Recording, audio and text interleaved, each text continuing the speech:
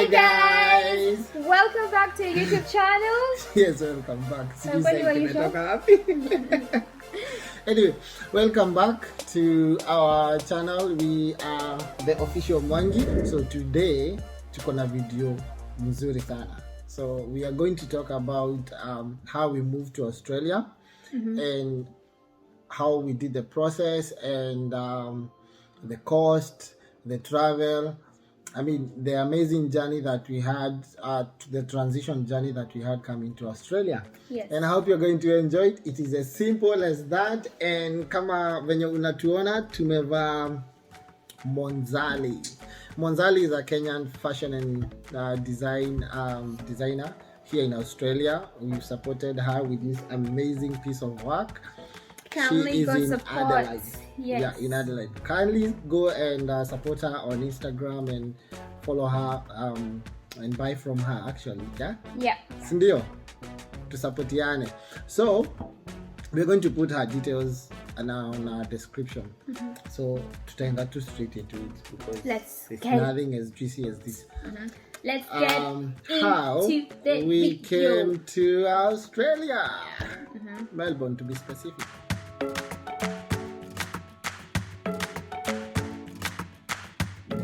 So now, Why did we decide? I'll be asking questions. okay, ask me. Okay, why did we decide to come to Australia? It's an interview for official monkeys. It's officially now an interview. Officially an interview. Okay. I'm the Haya. interviewer. No, I'm the interviewee. The interviewer. Voice. Why did we decide to come to Australia, Mr. Mwangi? Hapo kwa kukuja. So, we moved to Australia in 2017. Yeah. And around May, that's when we came here. God opened the door for us. And we are so grateful. And first of all, we want to thank God for us being here. Yeah. It's not something that it's not something we take lightly. We thank God, and this was so huge. It was so big for both of us, and we really, really needed it that time. I can say it was life changing. Yeah. So let me give you a story of why we decided to come to Australia. I was jobless. She was jobless, and we were not doing so well. And I had been traveling a lot on my previous job, and all the time I used to come back home. I was telling her, I feel like tuna need kuvuka border. Yeah. We just need to go. Like some of our greener closest pastures. friends have left. We are losing psych na Kenya and stuff. We wanted to go and have good careers, Yeah, change like our for me. lives. Yeah. So in so doing, alikuwa anaenda Dubai. So she was going to Dubai. I was Mamake, living her there. family had put her through the Dubai process ile ya kupigwa tu photo umevaa suti. Na suti hata mwezi fanya hivi. Kwa nakaa secretary. But we love secretaries. Na kulikuwa naka funny yani. Aka kapicha ni funny sana. But anyway, she was going to Dubai and I wanted to go to the UK. So in the process nikaona yenyewe huyu serious anataka kwenda Dubai because she started the process. She was, halfway. And then one day I decided, you know what? I've been talking to some of my friends in Australia na wanasema ni possible to come hapa together. So why don't we try to come? Plus besti yangu moja alikuwa amekam na partner wake. So nikaona pia ni possible na hata but for them they had married, we were not by then. So tukakaa chini kwa balcony yetu tukihave breakfast. Tulikuwa na balcony veranda. The balcony. Veranda. Nakapo na maslipa zile za patapata. So we started saying, we have dreams, we have ambitions. We've tried a few businesses back at home. We've registered a company. It wasn't doing that good. We had tried a few businesses even online, a few investments. We decided to, tuko na savings. Mbona tusitumie hii savings? Tuishie mahali maju tuende place. So we started researching. And this saving, it wasn't that much, but it really does. If we have a bit of saving, it does come a long way. Yeah, it does come a long way, and it really helped us. Na hiyo savings nikawa hiyo ndo ili jump start. But tulikuwa tumejinyima, so we were living humble na tulikuwa na pesa kwa bank. Tulikuwa tumezikanyagia cause tuli decide we are not going to touch this money. We're just going to keep looking. Sacrifices. Hata tulikuwa tunaomba loan na tulikuwa na pesa kwa bank. Sacrifices. So anyway, you have to be smart. This is how we started. I came up with the idea after we've talked. I brought the idea to life, and I said, do you think you can talk to your parent to change their mind about taking you to Dubai? Because you don't actually want to go to Dubai. Because yeye alikuwa anaenda kufanya job hoteli, kazi ya hoteli, because in Dubai, because she had graduated from college in food production. So nikamwambia, if you change your mind, we can try going to Australia. She was like, no, it's too expensive, it's far. Nikamwambia, no, we just need to do our research properly. Yeah.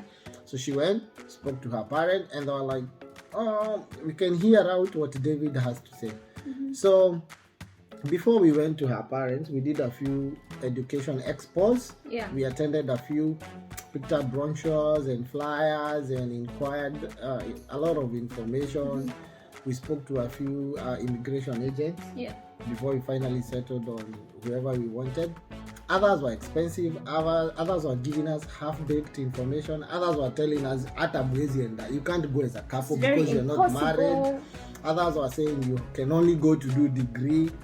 Others were like, but the one we finally found was who alikuwa heaven sent. I seriously. And that guy, heshima tu. So after doing our own research, we did also research about Australia, and we came to realize that after doing research about Canada, Finland, UK, States, and Australia, I think, we realized that on top 20 list of most livable cities in the world, Australia had three of them that time. I mean, nikasema hii place mpaka iko na the most livable cities in the world, 3 of them. Tuangukie tu moja, we need to go. So the urge started to grow, the desire and the passion started growing. So finally I spoke to one of my friends and I said to him, who was here in Australia then, had moved a year early, and said, Devi, try this guy. Alinisaidia ku apply. So I called up the guy, set up a meeting. We went, me, her, and her parents. We inquired, akatu advice kila kitu. Na he was so thorough. He was very informative and very thorough with what he was saying, and he was giving you pros and cons of everything. Yeah. So it was really nice. True. So he was so yani, he was so simple, hakuwa complicated. He just wanted to help Kenyans move. Yeah. So what we did was we engaged him afterwards. Akatuambia, these are the few schools mnaweza enda Australia, go and research about them, and other schools, if you find the one that you've already settled for, let me know. Tukamwambia sisi hatuna shule yenye utatutafutia wewe tupatie. Another thing I liked about the agent, he was giving you information and then telling you go and find out more, or if you find something that we can be able to price beat and everything, you can come and we can share ideas. I found it very interesting and very nice, because not most agents will do that. They'll be like stuck to one thing, like you just go here. But he was giving you an open door for you even to research, so that you cannot feel as if, like Korean and he pushed to this side. He wasn't pushing you to do anything. Like he wanted you to make those decisions for yourself, by yourself. Yeah. And you also need to know, guys, before we go on, yes, it is possible to come to Australia to work or sports or anything else, but for us today we are going to talk about the education part, because we came here as students. So now the first thing was tumesemani we did expos. You need to attend expos if you can get more information. Then you need to find an immigration agent, and a good one, a credible one. Mwenye tulitumia alikuwa ameleta wasea hapa, so alikuwa na reference check poa. Na reviews pia ni important na kuangalia. yeah, ilikuwa na reviews. So then tukamengage. Yeah. On the day that we went to have a meeting with him and her parents, wazazi wake wakasema, you know what, we love this guy, let's pay. Akauliza ni do ngapi agent fee? Akaambiwa ni 40k per person because it's 2 people apply, 20k per person. Sorry. So we paid on the day after the meeting, tukalipa 20,000 and then we left. We said the process there and then akatuitisha documents zetu. Mimi nilipeana zangu there and then kwa sababu nilikuwa nazo kwa email, alikuwa na email. So these are the documents agent alituitisha. Kitu ya kwanza alituitisha passport. Alituuliza kama tuko na passport. I had a passport because I was traveling a lot in my work. She didn't have a passport, so I had to apply. We had to apply. Of course, we knew somebody rather in the immigration office, so they fastened the process for us. Wasn't even a bribe. They fastened You have to clarify that. Unajua ukisema unajua msee. You should have people kind of thing. Yeah, disclaimer. No, wasn't a bribe or backdoor. Ni msee family friend, we knew. He just said, okay, sometimes we take this process because of this and this, because you're of muna apply na shule haiko far kuanza, I can fasten the process for you guys. Yeah. Kapata. And then for those people who are wondering where you can get your passports, you can get to Huduma Center. It's in the city, and also you can do online. First, you apply online. You create an account with Huduma account. You go to eCitizen. You create an account, and then you apply there. After you've applied, inaendelea. After you've created an account, you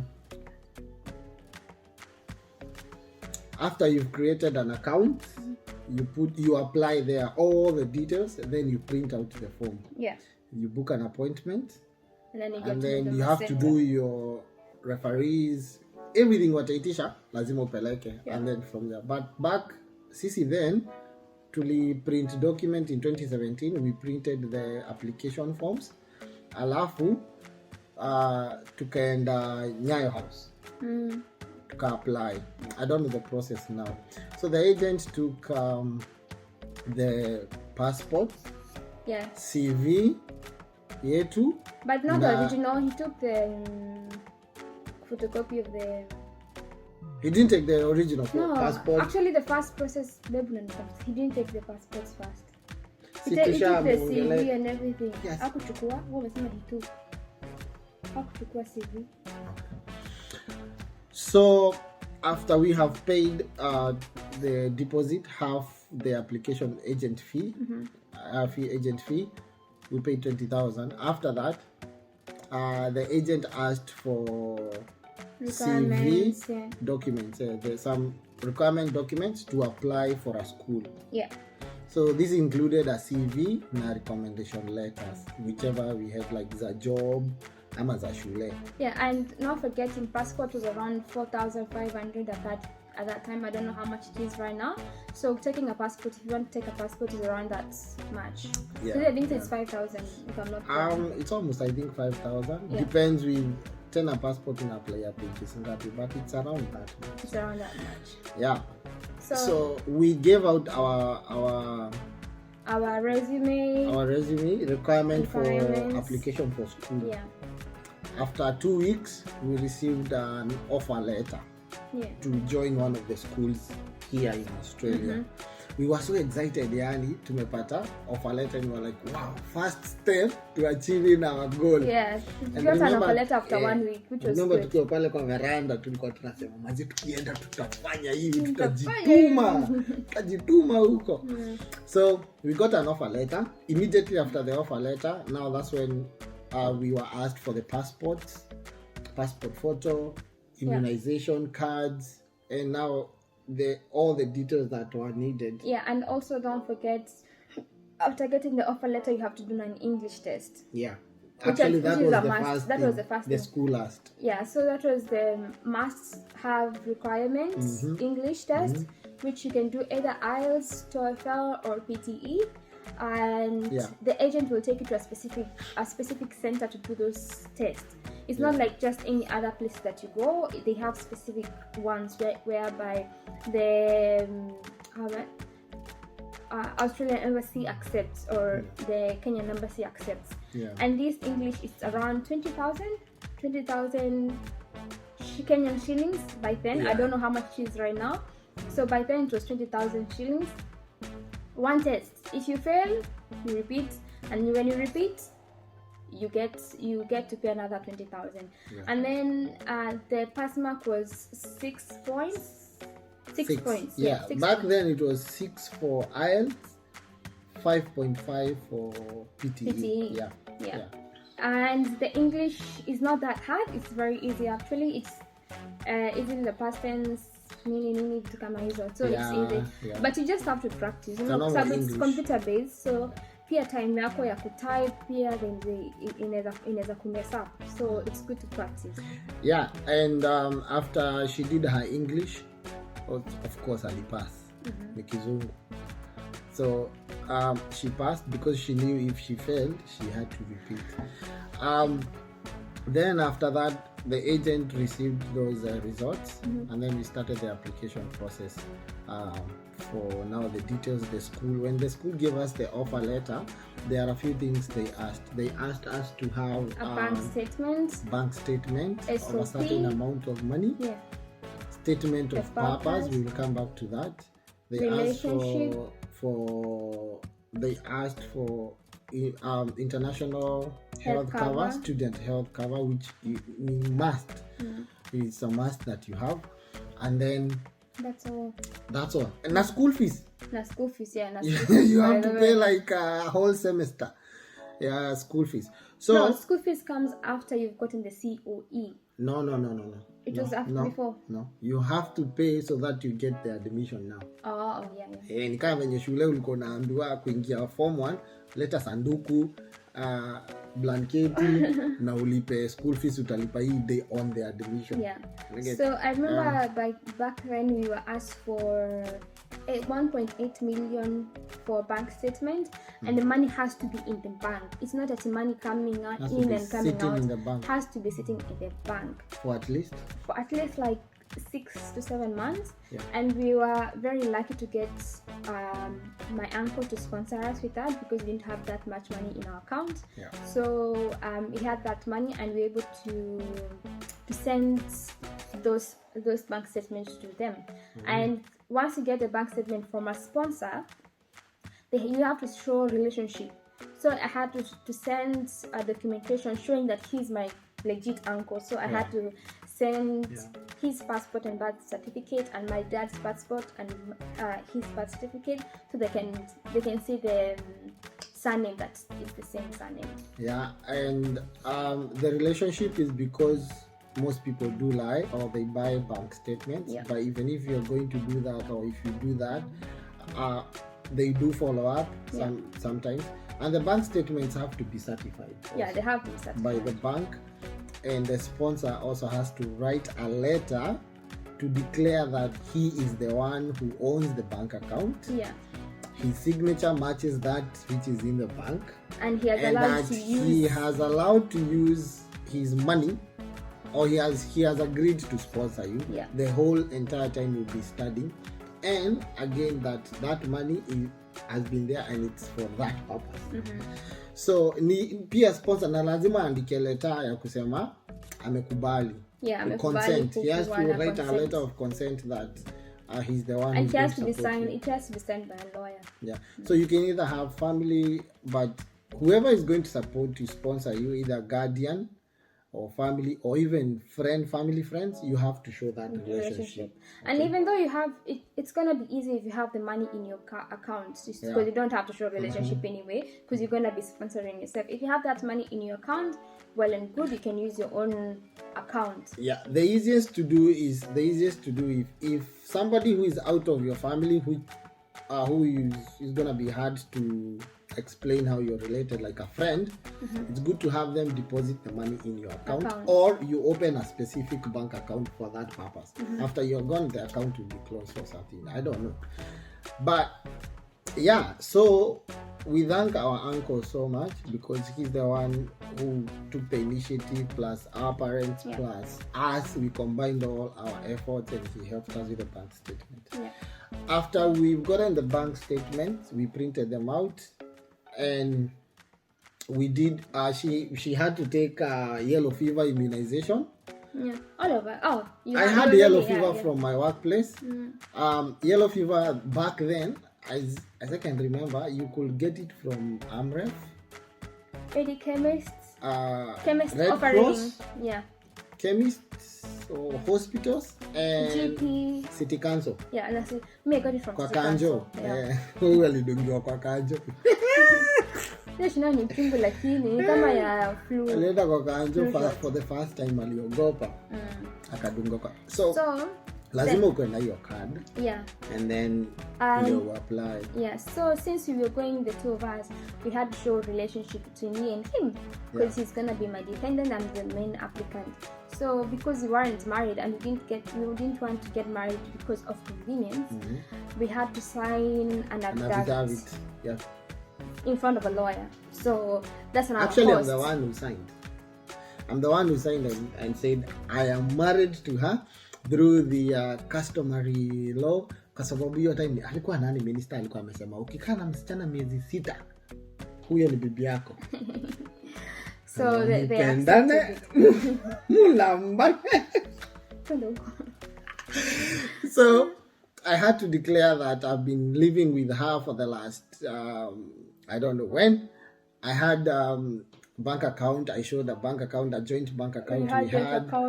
We had a company that we had registered together. So it was so easy for me us, to prove that she's actually my girlfriend partner.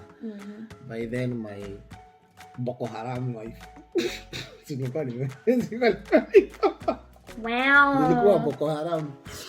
So we did that, and everything that tulikuwa tumeitishwa, we thank God that tulikuwa tumepanga documents. Ilikuwa tu hapo tunapeana. It's because we did that was so easy for us because we had done research. We had already asked people around, so we knew what they will have asked. When you go to the agent, wanakutanga at least 1 week or 2 weeks to prepare all the documents. Ndio mkianza ikuwe marathon. So right then, when our documents were all certified, agent akasema iko sawa. He was very by then alikuwa anaji-involve. He was very involving. All the time anatuambia kama mko na shida endeni kwa huyu lawyer, kama mko na kitu fanyeni hivi. Alikuwa anatupatia tips na tricks. And then meetings we are like nilikuwa na question it if like he was easily available. I can call him, we can arrange a meeting, have a coffee as we talk about the process and everything, which was good. So we wrote a statement of purpose. Sijuka tumemention.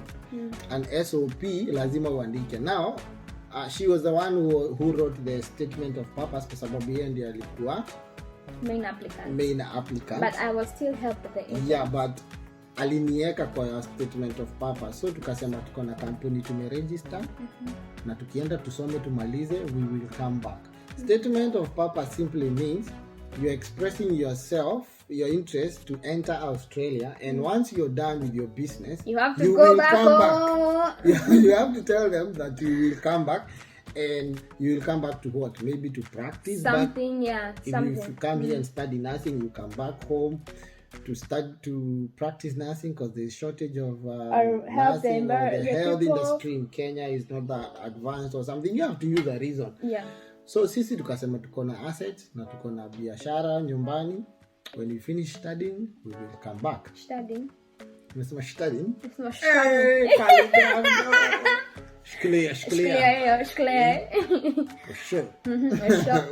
So after we have given all those documents, now it is time to talk money business.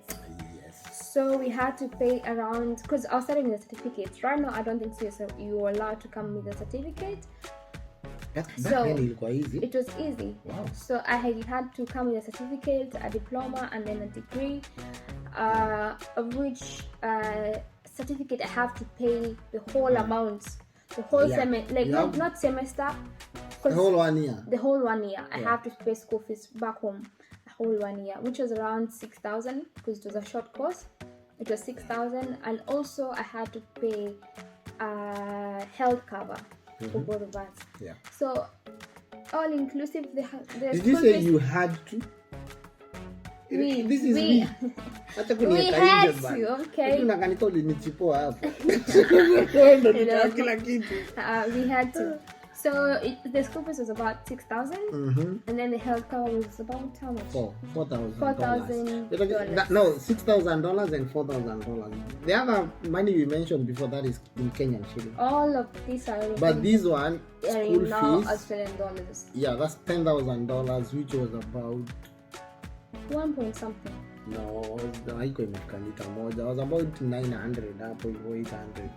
Because dollar rate ilikuwa 80 times 10,000 ni 800. 800,000. Yeah, that was close to that amount or even more because about the exchange rate. So we paid, and then we waited. Yeah, we waited 3 days. No, 4 days for the money to reflect here in our school bank. So after the school received the money, now you can now start they processing sent your visa. us a confirmation of enrollment. Yeah. COE. It's called a confirmation of enrollment. This means the admission letter. The school has reviewed your application. They have accepted. You've passed all the requirements and criteria. Now wamekukubali ujoin shule yao. Now you can submit. You can go and apply for visa to come to the school. Yeah. They even gave us the date of admission. Commencement of your course. Yeah, I was to start my course on the 7th of May. Yeah.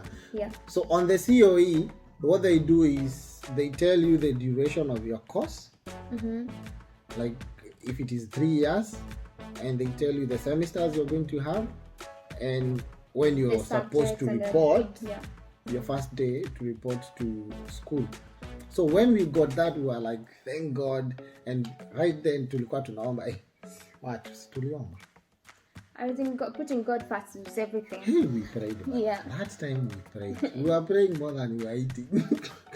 Not even lose weight. Well, actually, as in the process is. The man, like literally, like when we say with God everything is possible, for us, the situation, as in without God, I don't know even how we could even make it. So prayer, and then keep on praying because God can open doors even you don't think they will ever open. Kuna ule mkikumokorino Hezedongo alimba akasema ati tiado the mera woke iroteria sio the way nacio. Yeah, don't tell everybody. Don't tell everybody your dream. So we only told very few people, and because we knew the process was, 50-50 anyway. It's not like you are 100%, but we trusted God that we are going to. Because some people will discourage you. Some people will most of the times people will discourage you, like, oh, those things don't happen. It's hard for you to go, blah blah blah. Yeah. When you go there, the jobs are not good, and people will discourage you. But you know what? Yeah. You say what? Some people will even think, how jama, they are dreaming big, see realistic. It's not a realistic goal. Hawana kakitu.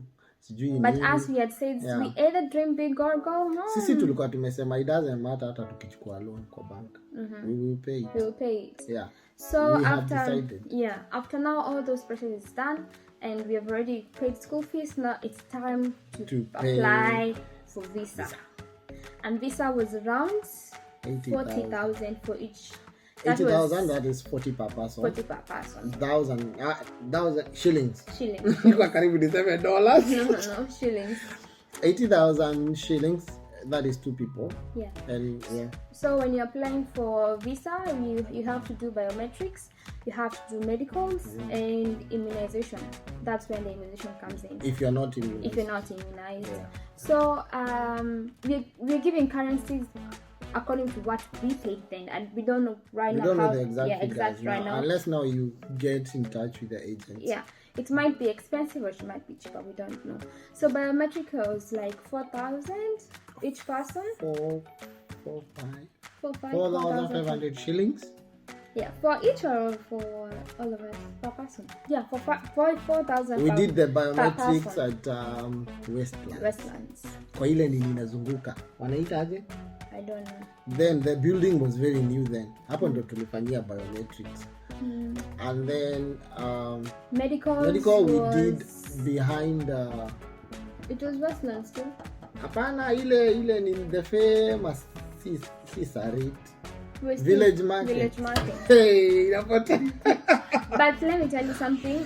Village Market, behind Village Market. Yeah, all these things the agent will tell you where and what time, and they will book for you. Yeah, we went to Gigiri. We did our medicals there.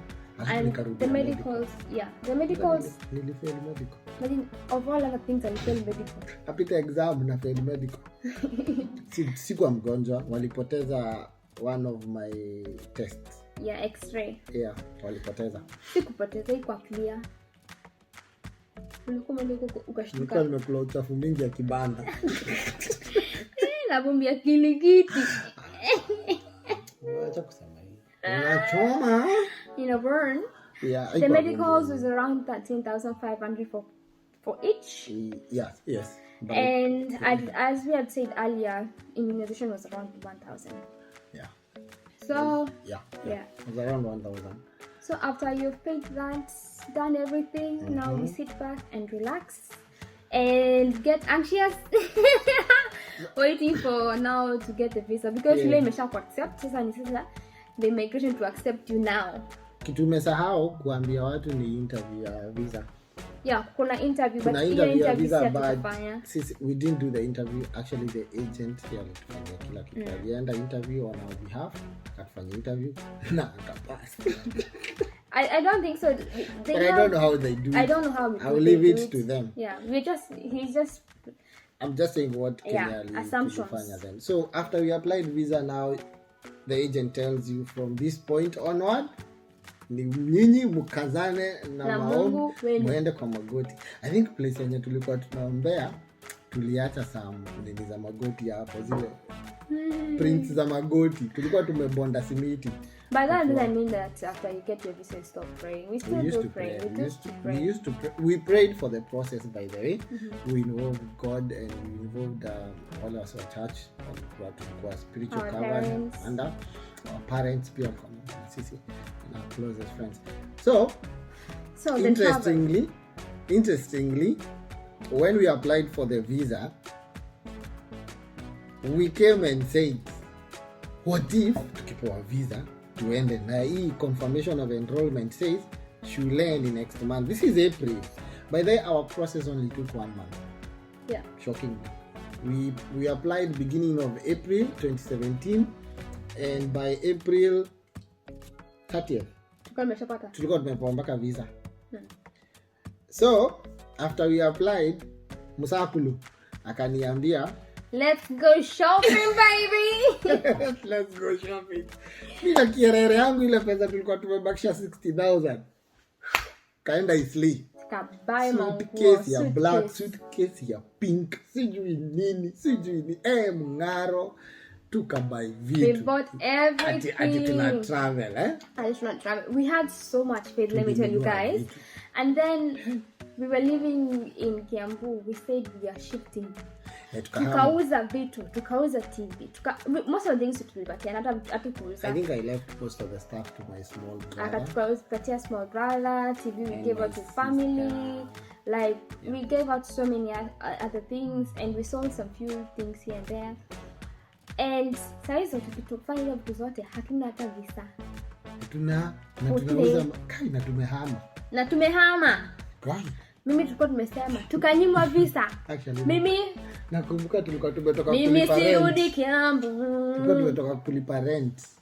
Nikaambia landlord, nilimekulipa jana lakini I need the money back. Kwa nini? Tumepata visa. We have to go na sasa hiyo pesa itanisaidia na mimi. Tukalie deposit. Akaniambia okay, umelipa jana nitakukata tu at least siku 3. Kaambia please usinikate. Actually nilikata 700. ni sawa tu, lakini after that tukamrudisha. So he gave me back the money. He was a very nice guy. Yeah, it was a nice guy. Juu nyumba yake tuliingia watu wa kwanza. Yeah. And then tukahama kwa sister. Tukaenda crash. Tulienda kwa sister Devi. Kalikuwa kabachela. Hakuwa na kakaharibia ma plants. Kalikuwa kapiga simu kapotea kwa balcony. Lakini sister alitu host vizuri, the best host ever. Food, breakfast, sausages, bacon, name it, complex. The last day's video, brother. They were. She pampered us so much. Those days. It's so lovely. But that was my best moment nilispend na sistangu, like the last moment. Yeah. Kwa yani awesome. Akatoa msifanye kitu yoyote, mtanilipa. Anyway, so we had sold our stuff by faith. We shopped, tukapack vitu kwa sistangu, vitu za kutravel. Mpaka Sarah alikuwa amenunua kabag kakuweka ati visa na passport. I had a travel bag yenye nikiambiwa visa I had so much. Na tulikuwa msoto juu nakumbuka tuliuza mpaka blender ya mama Shylock. Hiyo tusasema hapa. Tuseme hiyo. So guys, what we're trying to say is embarrassing. Yeah. Customer, that is embarrassing. So we are grateful that we came. Yeah. And we did the best we could. We got our visa after 4 days of application. We got a visa. It was unbelievable. We were so excited. We were everywhere. We called, we planned. Her mom, immediately we got the visa. Her mom planned even a farewell party. Venye aliplan hata mimi mshanga. We don't know how she did it, but she did it. So we didn't have a time frame ya kuambia watu wengi because we got a visa and we were to be in school in the next 5 days. After between kupata visa na kutravel. So we traveled on 3 days. Yeah, I bought a ticket at around 10 p.m. on a Friday night and we were traveling on Saturday 5 p.m. So tukanunua ticket JKIA na brother yangu. Usiku. Tuko tumebeba 250k cash. Imagine tuliwithdraw hapo JKIA tukanunua Emirates. Tukapewa ticket. Venye nilishika tu ticket niliambia brother yangu chukua taxi, tunaenda na taxi. Hii pesa imebaki. Tukajibamba nikamchotea yake na tukakama. Tulidance the whole night. Hiyo bash ilifika. We praised God like no other. So we were to travel that following morning. Tukaenda tukasheviwa, babake alituraukia 5. Morning. Mnachelewa kwenda airport, amkeni naambia baba ni 5, dad ni 5 bana. Tuna 5 a.m. na tuna travel 5 p.m. He was so excited. You guys need to go. And kwa yake venye tu alipiga simu. Uncle yangu doesn't. Tulifika airport 2. Hapana ni jokes. Tulifika airport 2. Akisema ni 6. Tulifika airport 2 p.m. na tuna travel 5. But I thank God because they pushed us. Somebody ule unadilidali sema ni fine. Tuleta nikaika. Kulikuwa na line. And then the good thing, if you're planning to travel, please, the best thing you can do ni kucheck in online. Nilijaribu kujikaza kulia. By the way, tulicheck in online, so it was easy. Mimi nililia yangu check in online. Buckets. Tukifika airport kaambia nani mkapiga story, tulilia mpaka machozi na nikaumwa na kichwa. Wewe ulikuwa unalilia ndani. Mimi nililia. Tukaangalia ile.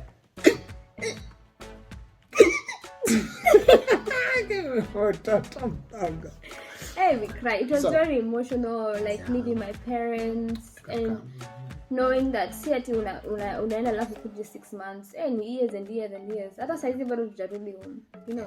So guys, also it is important ukipata visa, arrange with your school or anybody you know in Australia for accommodation, which is tough kwa sababu ukifika hapa airport, Melbourne airport venye tulifika, kama hatungereceiviwa venye tulireceiviwa ingekuwa tough. The guys who received us, yeah, they were really nice. We were hosted by a very wonderful family and we are grateful to God for them. and they made our transition easy. Very easy. So it is good when agent atakuorganize. If you find a good agent, atakuorganize. If you don't, atakuacha tu kama umepata visa. So look for a good agent. So guys, if you have a question for us about the video comment down and about below. the process, please comment down below, and whatever we didn't talk about, you can always ask us to make another video and talk about it. But for now, keep subscribing, supporting us. Hope you enjoyed this video. And I hope you learned 2 or 3 things. Yeah. And yeah, I like. Poncho. You're today much. So nikupeleke kadate. By the way. Ama nikurudishe Kenya. No. Tafuta agent mwingine tuende tutoke hapa. No. Anyway guys, from us, the Mwangis, we love you. We appreciate your support. Baraka kwa wote wamesubscribe. Nasema namaste. Namaste. Namaste ni nini? Barikiweni. At least namaste means bye. What? I don't know. I'm not sure. Let me not say something I don't know. So guys, that's all. Yeah. It was just a straight up video. Try, dream big. If you're watching this video and you want to come to Australia, or you want to bring somebody to Australia, get a good agent. Yeah. If you can't, get a good agent. Hiyo ndo secret iko tu hapo. Unaweza kuwa na pesa lakini agent akule pesa yako. Yeah. Yeah, kuna watu walinyimwa visa back then. But yeah, that's have faith. Go for greener pastures. Never usikae kaangalia watu ukasema I cannot do it because of this and this. Involve people who will support you, and don't usisikize haters. There are many haters, but don't listen to them. But we don't focus on who didn't support. Hata kama unasemanga our haters are our biggest supporters, at some point they're not. By the way, your haters wanakuonyesha ukweli. Saa zingine. Ukweli yao. Watakwambia tu ukweli. Unajua kama uko na kaharufu unaweza kosa kukwambia, lakini yote atakuanika kwambia. Inadepend. Kuna wale mahita ni mabesi. We are trying to say is trust the process. Yeah. Trust God. If you're coming as a couple, trust each other, because mtaagi, sisi tuliagi a process, but we believed we were arguing for the right reasons. Yeah. And that's why we are here. Please research, get information. Don't rely 100% na agent. Find also your own information. Kuwa na information yako bana, itakusaidia. And maintain relationships na family. Yeah. Okay? Maintain relationship na familia yako. Uncle yako anaweza kusaidia, auntie yako anaweza kusaidia, brother yako anaweza kusaidia, somebody from your family, even friends wanaweza kukusaidia in the process. Even friends for the good. And also remember to pray. Yeah. You know? Yeah. So from us to you guys. That's all guys. Kwaherini. We'll see you next. Until next time. Yeah. Bye. Bye.